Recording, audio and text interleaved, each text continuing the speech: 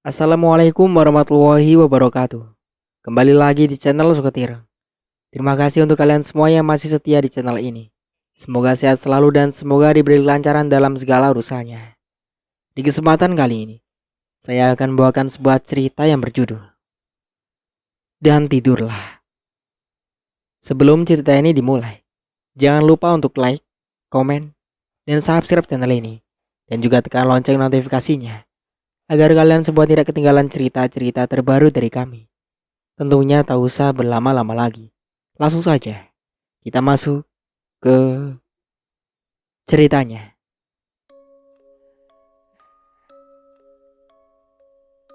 Selamat Pak Anton, sapa Dokter Rian sembari mengulurkan tangannya untuk berjabat tangan. Istri Anda melahirkan bayi kembar. Keduanya berjenis kelamin laki-laki. Tambahnya lagi. Terima kasih dok, jawab Anton singkat.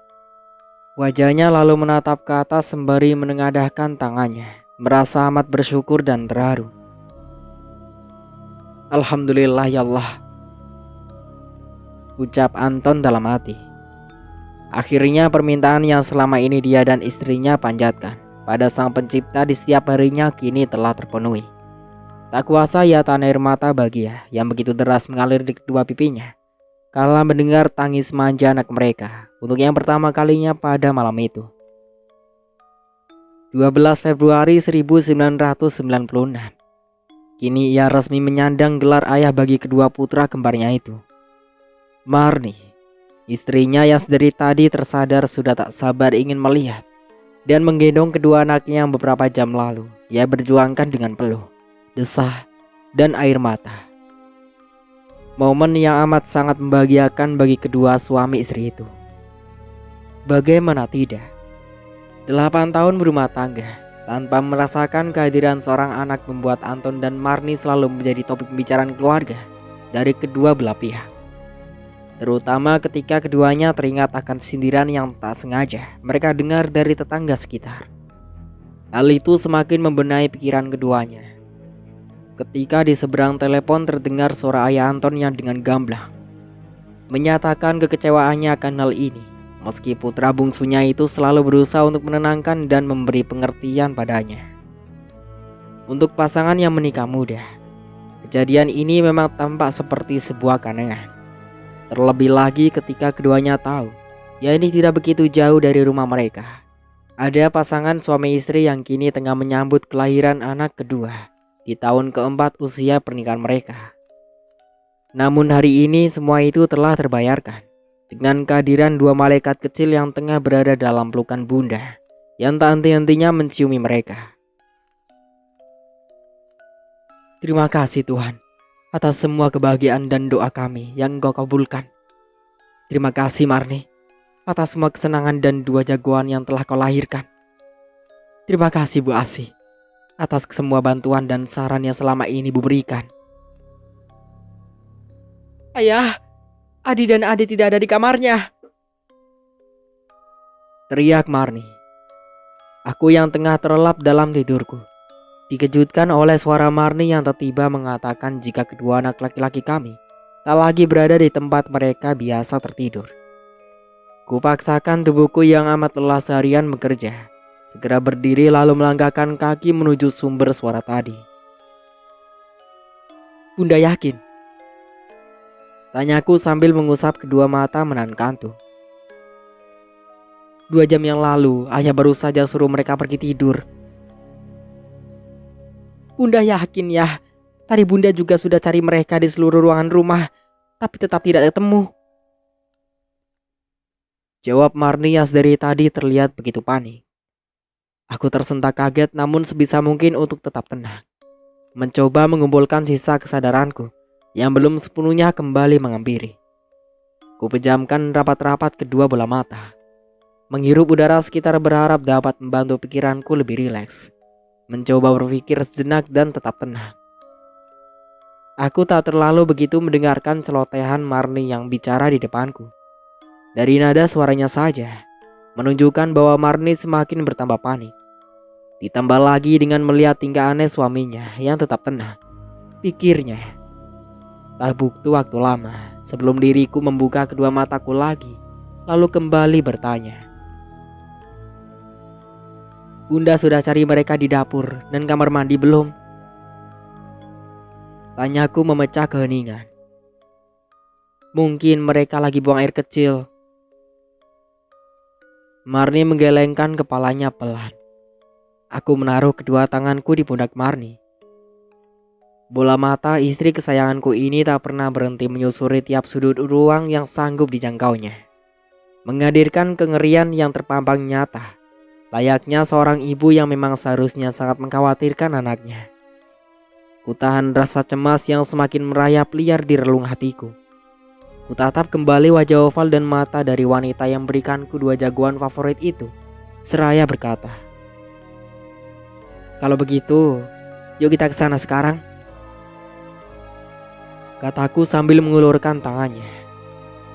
Marni pun menyambut tanganku, lalu dengan segera mengiyakan ajakanku. Aku tahu betul apa yang akan dilakukan oleh istriku bila ia dilanda kekhawatiran yang teramat menyiksa batinnya. Mencoba melakukan hal sebisaku agar Marni tetap tenang, mencegahnya untuk tidak melakukan hal yang berbahaya. Aku lalu merasakan ada angin yang berembus cukup kencang menerpa wajahku, menyapu lembut jenggot kecilku, dan semakin lama semakin terasa bagai air es yang kini menembus kaos tipis polos yang ku kenakan. Terasa aneh memang, karena aku pikir semua pendingin ruangan di sini selalu dimatikan bila tak sedang berada di dapur. Betapa terkejutnya Anton saat ia sadar jika pintu dapur terlihat sedikit terbuka, membuka dan menutup diempas angin yang kini menjawab segala pertanyaan di benaknya sewaktu mereka hendak beranjak kemari. Marni menoleh ke arah Anton. "Ayah belum tutup pintunya ya?" Anton terlepas dari rasa herannya lalu berkata, "Sudah dikunci kok tadi." Marni lalu berlarian menuju kamar mandi seolah tak peduli atau mendengar jawaban yang baru saja kukatakan. Kamar mandi yang luasnya hanya 4x4 dan berkeramik biru tua itu terletak di sebelah kiri dapur kami. "Adik, adik!" teriak Marni memecah kesunyian malam dan sepi yang menyelimuti kami sejak tadi. Diketuk dan diteriakinya nama mereka berdua tanpa henti. Berharap rentetan kejadian terburuk yang kini melintas silih berganti di benaknya tak terjadi pada mereka. Pintunya terkunci dari luar. Mustahil bila mereka ada di dalam. Anton berpikir sejenak. Apa mungkin mereka keluar rumah diam-diam ya? "Bunda?" Kali ini Marni tidak menjawab dan memilih untuk diam. Perasaan was-was di pikirannya kini semakin tidak terkendali saat mendengar hal yang paling ia takuti. Pintu yang terbuka membuat batinnya yakin bila apa yang dikatakan suaminya tadi ada benarnya. Anton lalu mengambil senter yang menggantung di belakang pintu dapur dan sebilah parang yang dia simpan di dalam lemari kotak perkakasnya. Melihat hal tersebut, Marni sontak bertanya, "Ayah mau cari mereka di luar?" "Iya," jawab Anton singkat. "Bunda ikut," sahut Marni yang kemudian mendekat dan mengambil sandal di rak plastik warna hijau di dekatnya. Anton menghela napasnya pelan, lalu menggelengkan kepala. Biar ayah sendiri saja yang cari mereka. Bunda tunggu di rumah saja ya." Anton lalu bergegas pergi keluar meninggalkan istrinya yang tengah memprotes keputusannya tersebut. Dia tahu jika Marni berhak menemaninya mencari kedua buah hati yang kini tak terlihat batang hidungnya hingga saat ini. Namun ia pun khawatir jika Marni yang kalap akan membuatnya melakukan pekerjaan ganda. Selain harus mencari Adi dan adik, ia harus menjaga Marni agar tidak berjalan menjauh darinya ketika mereka sedang melakukan pencarian. Lagi pula salah satu dari mereka harus berada di rumah. Siapa tahu bila mungkin anak-anak mereka hanya di sekitar halaman rumah saja. dan memutuskan untuk kembali ke rumah dan panik karena tak menemukan kami. Angin berembus sangat kencang di luar. Langit terlihat merah tua dan petir di angkasa saling bersautan satu sama lain. Seperti ada sebuah pertempuran dua kubu yang tak kasat mata. Gerimis membasahi bumi yang sekian lama tak tersentuh oleh sejuk hawa dinginnya. Embun kala pagi biasa menjelang. Menyadari hal tersebut, ku kembali melangkahkan kaki ke dalam rumah dan melihat Marni yang sudah tahu maksud kembalinya diriku. Terlihat payung yang tergenggam erat di tangan kirinya yang sedikit bergetar. Entah karena dinginnya udara sekarang ini, atau kecemasanlah yang penyebab wanita bertubuh mungil tersebut bereaksi demikian. Kuhampiri istriku yang berdiri setengah mematung dan ku kecup keningnya yang telah basah karena peluh. Kini ia tak lagi mampu tak menahan air mata yang mengalir deras tanpa dikomando. Doakan ayah ya bunda, semoga tidak terjadi apa-apa dengan mereka. Suara Anton terdengar pelan dan lirih, mencoba melawan kecemasan yang rupanya nyata. Istrinya pun hanya dapat menganggukkan kepala melihat suami tercinta berjalan jauh belakanginya dan perlahan menghilang di telan gelapnya malam. Tak jauh beberapa langkah ketika aku keluar dari rumah, nampak terlihat jelas di mataku jejak kaki yang masih terlihat baru di atas permukaan tanah yang basah dan berlumpur. Dapat langsung kupastikan bila sang pemilik tapak kaki ini milik kedua anakku. Kurasakan kengerian hingga di pundak saat kuarahkan senter melihat bahwa langkah mereka kini terlihat menuju ke arah hutan yang berada tak jauh di halaman belakang rumah. Adik. Pekik Anton menggelegar di pekatnya suasana hutan di sekelilingnya. Anton mengarahkan senter merah di tangannya ke sebelah kanan dan kiri, berharap ada bayangan sepintas atau tanda-tanda keberadaan mereka yang tertangkap sorotan matanya. 10 menit berlalu sejak ia masuk ke area hutan, namun hanya suara anjing, hewan pengerat, dan binatang hutan lainnya saja yang mampu tertangkap di telinganya.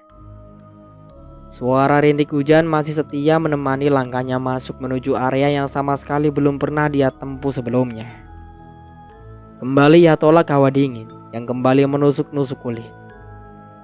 Pikirnya hanya satu, mencari mereka sampai dapat atau dia tidak dapat membayangkan bagaimana ekspresi yang akan diperlihatkan oleh Marni jika dirinya pulang tanpa kedua bocah kembar kesayangannya. Narasi Anton terhenti saat telinga kirinya tak sengaja mendengar suara tangisan yang berada di balik pohon beradu berjarak 6 meter dari tempatnya sekarang. Bulu kuduknya berdiri, membayangkan bila itu hanya gangguan gaib yang mungkin telah menangkap gelisahannya dan permainkan pikirannya. Hampir saja nyalinya ciut, namun bayangan wajah istrinya seketika melintas dan membuatnya memberanikan diri untuk menghampiri sumber suara yang mengusik rasa penasaran dalam hatinya dari tadi. Suara burung hantu, anjing, derik, jangkrik, dan suara binatang malam lain terasa begitu mencekam saat ia kembali ayunkan kakinya perlahan dan pelan. Suara itu kembali terdengar jelas kali ini. Anton akhirnya yakin jika sang pemilik suara itu tak salah lagi, yakni suara anak bungsunya, Ade. Ia lalu berjalan melingkari pohon randu yang rimbun, ditumbuhi semak belukar yang tumbuh di luar sana sini. Pandangannya kini tertuju pada seorang anak kecil berpiyama motif panda warna putih yang telah kotor oleh percikan lumpur dan tanah di lengan dan kakinya. Ade, sahut Anton pelan. Anak kecil tersebut kemudian menoleh dan kaget. Ia lalu serta-merta berdiri dan berlari ke arah Anton lalu memeluknya erat. Tangisnya semakin keras dan kencang, terdengar sebelum kemudian terhenti saat Anton mengusap lembut rambutnya dan menenangkannya. Adik, kamu kok bisa ada di sini? Anton lalu jongkok dan mengusap air mata anaknya. Kakakmu mana? Adik masih terlihat syok. tak mampu berbicara banyak selain menyebut nama kakaknya dan mengigau tentang gerombolan anjing liar yang setengah jam lalu mengejar mereka. Anjing? Anton tersentak kaget. Anton mengamati Ade dengan seksama. Jemarinya menelusuri setiap inci tubuh anaknya. Takut jika ada luka, cakaran atau gigitan yang disebabkan hewan tersebut. Diputar baliknya lagi tubuh kecil Ade. Namun tak dapat ia temukan luka atau goresan di badannya. Tapi ada darah. Ini... Belum sempat Anton menyelesaikan bertanya ketika Ade kembali berkata, Kak Adi ya. Isak Ade sambil menunduk mengusap air mata, menangis sesenggukan. Tolongin Kak Adi. Tambahnya lagi. Di manakah kamu? Ade tak langsung menjawabnya. Namun ia memilih untuk memegang tangan dan menuntun ke arah utara. Masih tambah begitu jelas jejak telapak kaki yang ditinggalkan Ade ketika ia akhirnya berhenti di tempat di mana tadi aku menemukannya. Sampai akhirnya kami berhenti di dekat beberapa pohon pinus yang sebagian hampir tumbang. Terombang-ambing oleh terjangan angin yang sanggup menerbangkan payung abu-abu dari genggaman tanganku dalam sekejap mata. Ade mengangkat tangan kecilnya dan menunjuk. Ya, itu Kak Adi. Cukup lama kedua kelopak matanya meruncing tajam, mencoba memastikan apa yang Ade bilang padanya barusan. Digosok-gosokkan mata coklatnya berkali-kali, sebelum akhirnya pandangannya terhenti di salah satu pohon pinus yang terbesar di sebelah barat tempatnya berdiri. Samar-samar ia melihat seonggok badan yang duduk menyender lesu mematung di bawahnya. Kurasakan bagai langit runtuh menimpa diriku. Tubuhku limbung. Otakku terasa pecah berkeping-keping. Pandanganku sekejap menghitam. Dinginnya angin malam. Gemercik nyanyian hujan. Senandung anak-anak malam tak lagi dapat terdengar di telingaku. Hatiku terkoyak. Remuk melihat musibah yang takkan mungkin kulupakan seumur hidup. Kenapa dunia begitu kejam? Merenggut paksa kebahagiaan seorang bocah yang bahkan tak sempat merasakan pesta hari kelahirannya yang ke-7. Pikirku. Ku sentuh wajah anakku yang terasa begitu dingin dan kaku. Tak mampu kutahan laju derasnya air mata yang menetes dari pelupuk mata kala melihat luka di sekujur tubuhnya. Luka cakaran di betis, telapak tangan kecilnya. Tangan kirinya yang hampir putus dan luka robek di lehernya yang masih mengeluarkan darah segar membuat kesedihan. Dan tangisanku kini semakin tak terkontrol. Ku peluk Adi yang kini tak lagi dapat memanggilku ayah. Yang tak lagi dapat mengucapkan salam dan menyapaku kala ku pulang setelah seharian bekerja. Yang tak lagi ku dapat ku dengar canda tawa, tangis, dan nada manja yang keluar dari bibirnya. Salah satu pengobat segala luka laraku yang kini tak lagi mampu untuk bersuara. Maafkan ayah, nak. Isak Anton. Ayah terlambat menyelamatkanmu. Maafkan ayah, nak. Ku cium wajah Adi dan ku belai rambutnya pelan. Bibirku spontan menyanyikan lagu Nina Bobo kesukaannya. Mengingat dan menggali jauh ke dalam setiap kenangan yang Adi toreh di tanganku. Ya Tuhan, apa yang akan kuceritakan nanti pada ibunya? Apa aku bilang saja padanya bila Adi masih menghilang dan hanya Ade saja yang berhasil kutemukan? Tak sanggup kubayangkan ekspresi yang akan ditunjukkan istrinya kala ia tahu tentang hal ini. Adi, bangun Di. Bangun Di, Adi. Tangisku tiba-tiba terhenti oleh suara geraman hewan buas yang terdengar tak jauh dari belakang. Dibarengi oleh suara langkah yang teramat pelan, namun pasti, dan dengusan nafas yang kian memburu. Pikiranku tersadar kala aku teringat akan keberadaan Ade yang dari tadi tak berdiri diam di belakang. Tak kuasa ku menahan amarah yang terasa kian memuncak. dan mendidih sampai ke ubun-ubun kepalaku. Jangan harap kau bisa mengambil anakku yang satu lagi. Berdebah. Anton bergumam dalam hati. Kucengkram gagang golok yang sedari tadi bertengger di pinggangku kuat-kuat, dan perlahan ku keluarkan dari sarungnya. Takut jika hewan buas tersebut tahu maksud hatiku dan menyergap kami sebelum diriku sempat bersiap diri. Gemercik suara gerimis seketika lalu mendadak pelan dan hening.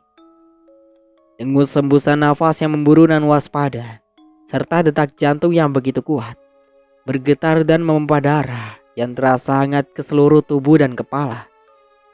Kuputar paksa badanku 180 derajat. Namun aku seketika tersentak kaget melihat jarak wajah dan cakar tajam hewan tersebut ternyata hanya berjarak sejengkal mata.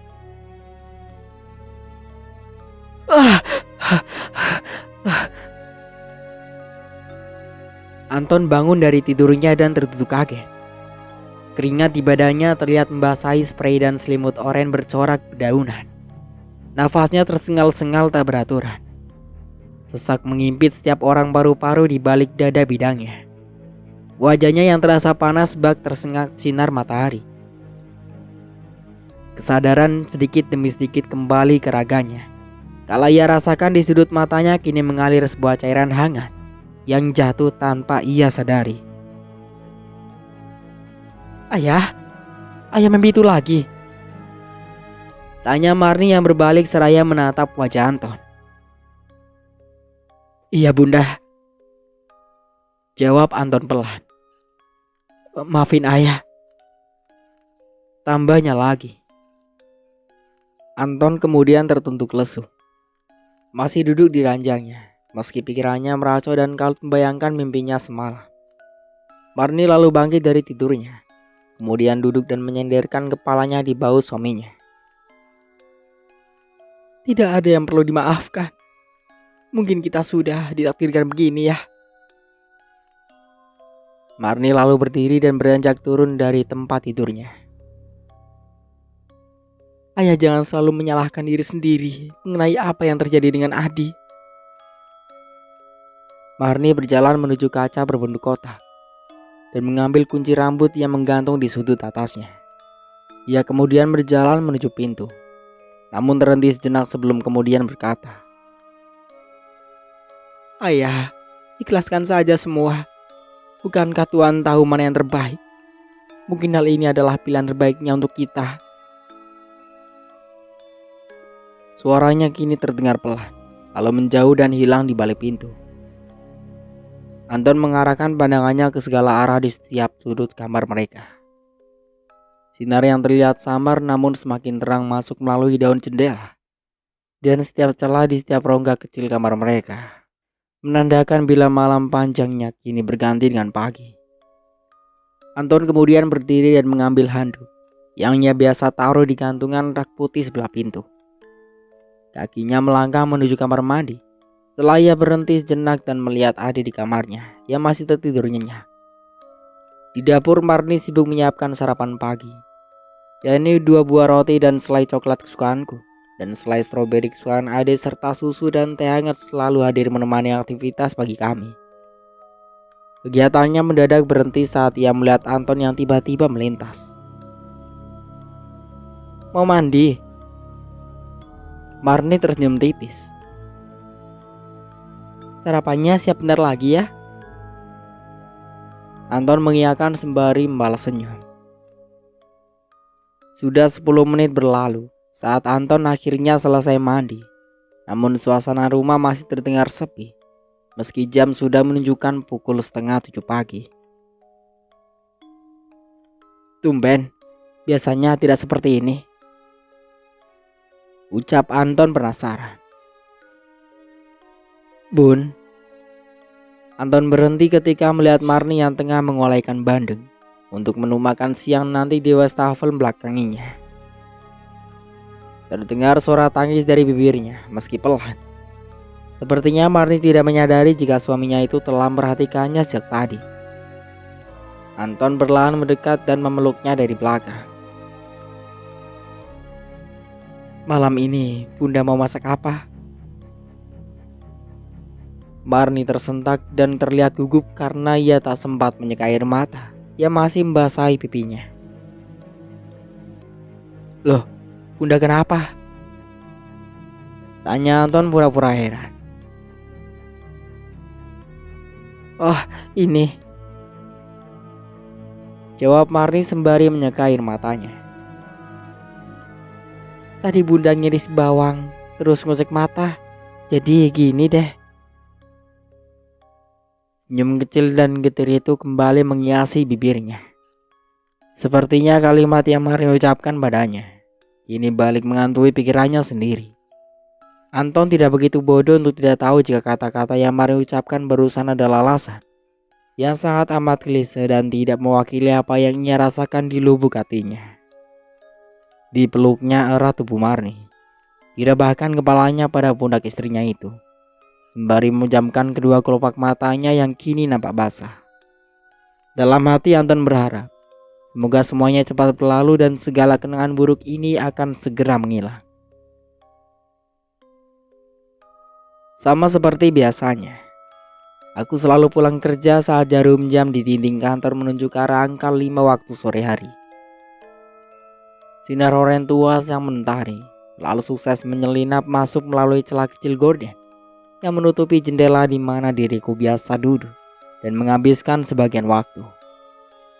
Seakan menjadi teman yang selalu mengingatkanku jika diriku punya kehidupan lain selain terus berada di dalam meja kerja minimalis warna coklat ini. 5 menit berselang. Tanpa terasa saat aku selesai merapikan meja kerjaku, sembari pamit pulang pada semua kolega. Kurentangkan pandangan ke seluruh penjuru mata angin ketika kakiku sejenak terhenti di depan pintu. Kelihatannya sore ini jalanan tidak terlalu ramai. Semoga saja aku bisa pulang tepat waktu. Kupacu langkahku ke arah parkiran motor di sebelah barat gedung kantor tanpa menunggu lama.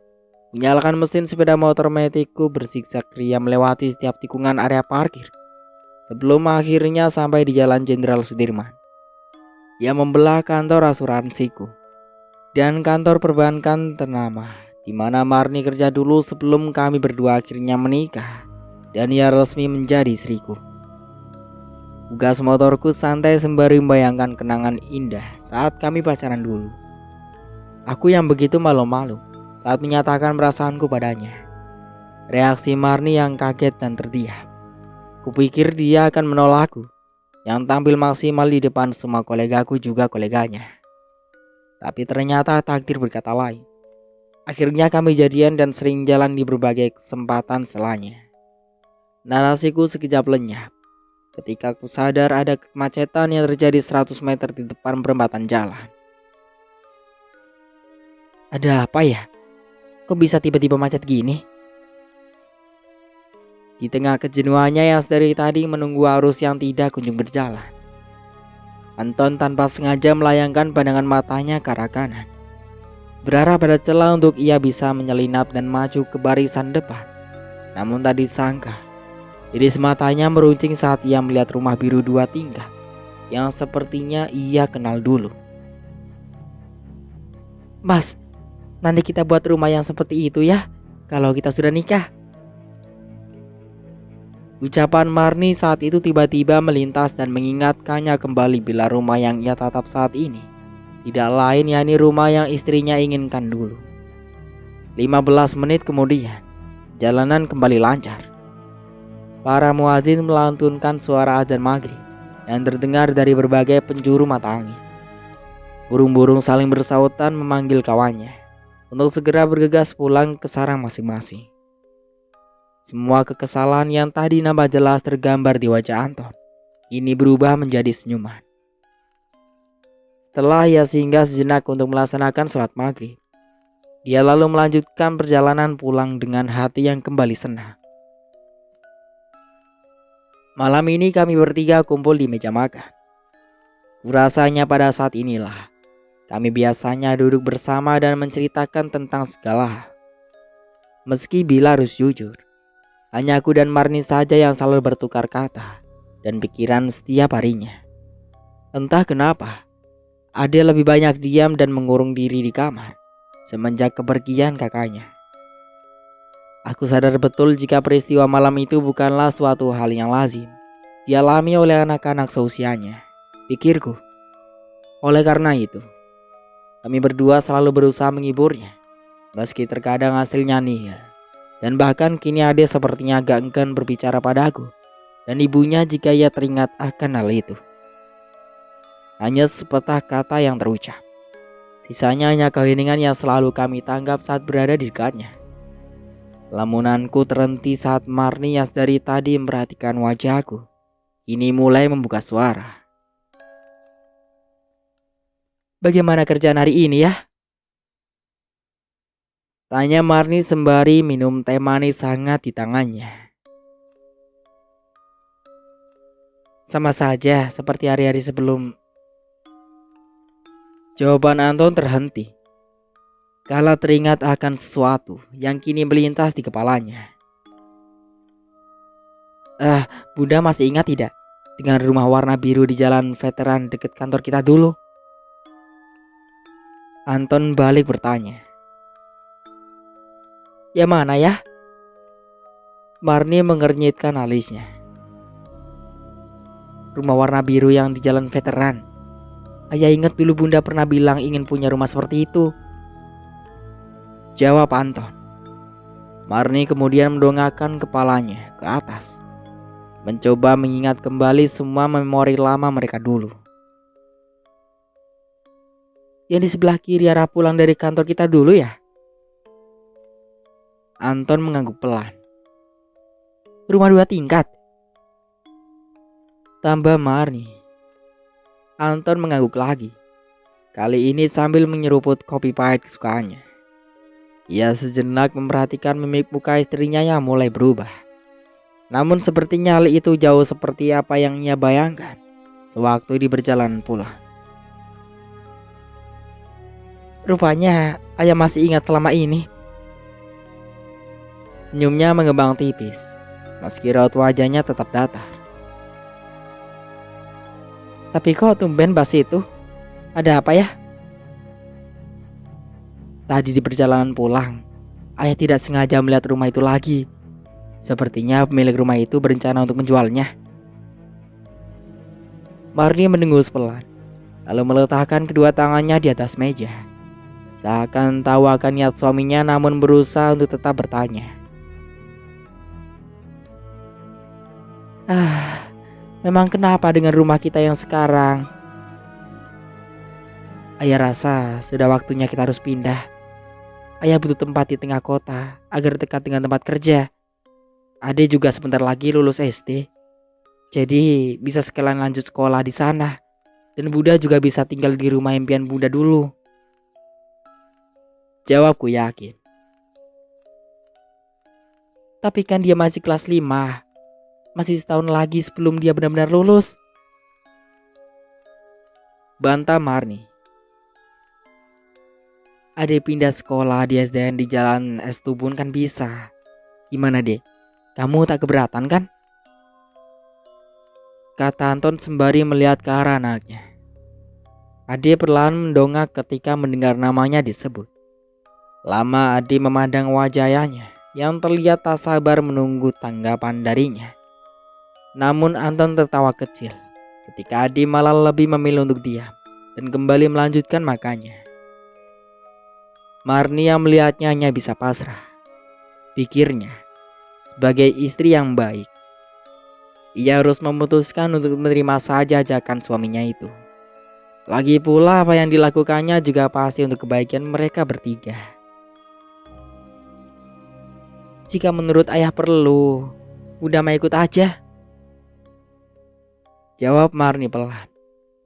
Ada perasaan lega dalam hatiku saat Marni menjawab demikian. Meski niatku sebenarnya adalah berusaha untuk melupakan segala kenangan pahit yang terjadi di lingkungan dan rumah ini, agar suasana kelam yang sedang dipertunjukkan oleh istri dan anak bungsunya tersebut cepat sirna. Meski ia tahu betul, tak mungkin bila mereka akan serta-merta melupakan semua kenangan itu. kala mereka tiba dan tinggal di rumah maupun lingkungan mereka yang baru. Selesai makan, aku lalu menaruh semua piring yang kotor ke wastafel dan melihat Marni yang sudah siap untuk membersihkannya. Ade yang juga telah menghabiskan makanannya hanya duduk mematung dan menatap piring di depannya. Suasana hening malam ini mendadak terhenti saat akhirnya aku berbalik ke arah menghadap ke meja makan, di mana Ade tengah menatap mataku dengan matanya yang nampak mulai merah, seakan menahan segudang perasaan yang dari tadi ia tahan.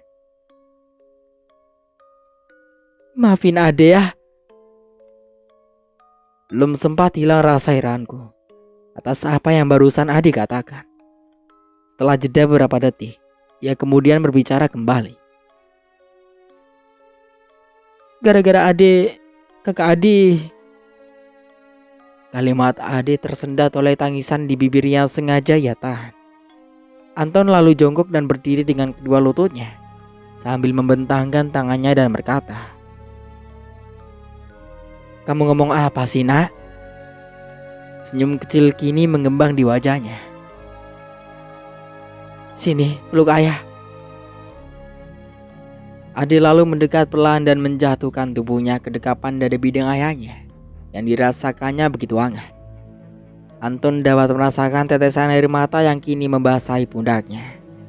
Ia lalu mengusap pelan kepala Ade dan mencium lembut rambutnya. "Ade gak salah apa-apa kok," ucap Anton sembari menenangkan anaknya. Anton tak mendengar suara apapun selain suara isak tangis Ade yang kini perlahan mereda. Hampir saja ia meneteskan air matanya, tapi sekuat tenaga kembali ia tahan. Pikirnya, ia harus terlihat kuat di hadapan istri dan anaknya. Meski ia yakin, jika terkadang istrinya itu tahu perasaan apa yang sedang berkecamuk di dalam hatinya. Anton pun tahu jika Marnis dari tadi diam-diam mendengarkan percakapan mereka, karena ruangan ini tak lagi terdengar suara spong kuning yang biasa digunakan istrinya untuk mencuci piring. Ya Tuhan, semoga semuanya berjalan seperti yang kuharapkan. Minggu ini kuajak Marni dan Ade untuk melihat rumah itu. Saat ku telah menelpon si empunya rumah melalui telepon yang tercantum di spanduk dinding rumah tersebut. Setibanya di sana, kami langsung disambut oleh beliau dan diajak mengelilingi seluruh ruangan sembari bercerita tentang isi rumah tersebut. Rumah ini memiliki 4 tempat tidur berukuran 4 kali 6 meter persegi. 2 di lantai bawah dan sisanya di lantai atas. Setiap lantainya memiliki kamar mandi masing-masing. Dapur ada di bagian belakang sebelah kamar kedua lantai bawah. Setiap kusen pintu terpasang ornamen-ornamen kecil yang berbunyi saat tersentuh oleh pundak kami. Halaman di luar tak begitu luas, namun cukup untuk sekedar menaruh beberapa pot bunga dan bermacam-macam tanaman hias. Marni dan Ade masih tengah sibuk mengelilingi setiap inci ruangan rumah, sedangkan kami kini berada di ruangan tengah sambil membicarakan kesepakatan harga antara kedua belah pihak. Kami menjual rumah ini karena istri saya ingin kami tinggal di Surabaya, biar dekat dengan nenek dan kakek putra-putri saya, ucap Pak Heru seraya meyakinkan Yanto. Gimana Pak? Jadikan beli rumah kami? Tanya Pak Heru sembari tersenyum. Anton lalu melihat Marni yang tiba-tiba muncul dan sepertinya juga mendengar apa yang Pak Heru tanyakan padanya.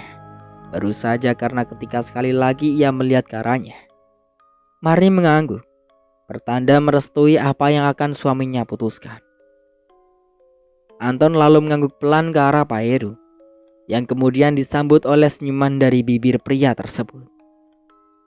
Tak lama kemudian, mereka berdua berjabat tangan dan merencanakan kapan akan melakukan pembayarannya.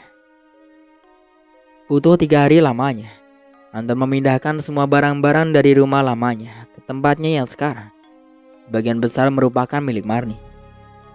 Maklum, istri kesayangannya itu hobi sekali memasak. Ia selalu membeli peralatan dapur yang hampir juga memenuhi kamar mereka karena di area dapur tidak ada lagi tempat kosong yang tersisa. Di hari keempat, Anton kemudian mengantarkan anaknya mendaftar di sekolahnya yang baru. Bangunan 2 tingkat yang masing-masing mempunyai 4 ruangan di setiap lantainya. Lantai 1 ruangan bimbingan konseling, dan meja para guru yang dibatasi oleh sekat dari triplek yang lumayan tebal.